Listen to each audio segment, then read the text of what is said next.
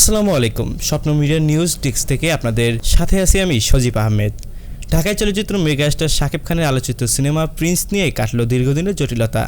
কারিগরি ত্রুটি কাটিয়ে এবার নতুন রূপে ইউরোপের পর্দায় হাজির হয়েছে শাকিব খান।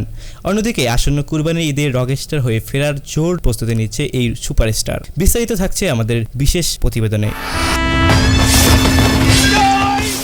গত ঈদ উল ফিতরে দেশের প্রেক্ষাগৃহে মুক্তি পেয়েছিল শাকিব খান অভিনীত action thriller cinema Prince once upon the time in Dhaka. তবে মুক্তির পরে সাউন্ড কোয়ালিটি, কালার গেটিং এবং ভিএফএক্স নিয়ে দর্শকের প্রবল সমালোচনার মুখে পড়তে হয়েছিল সিনেমাটিকে। এমনকি যান্ত্রিক ত্রুটির কারণেও অনেক হলে সঠিক সময়ে প্রদর্শনীও শুরু করা যায়নি।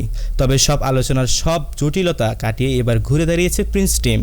কারিগরি সব ত্রুটি সংশোধন করে সিনেমাটির একটি আপডেট ভার্সন মুক্তি দেওয়া হচ্ছে ইতালির ভেনিস ও রোম শহরে। প্রযোজনা প্রতিষ্ঠান ক্রিয়েটিভ ল্যান্ড ফিল্মস জানিয়েছে, দর্শকের দেওয়া অভিযোগগুলো মাথায় রেখে ডিজিটাল ফাইলটি নতুন করে সংরক্ষণ করা হয়েছে। নিখুঁত সাউন্ড ও ঝকঝকে কালারে নতুন এই প্রিন্স এখন বিদেশের মাটিতে প্রশংসিত হচ্ছে। সিনেমা জগতের এমন আরও গুরুত্বপূর্ণ সব আপডেট পেতে চ্যানেলটি সাবস্ক্রাইব করে স্বপ্ন মিডিয়ার সাথে থাকুন।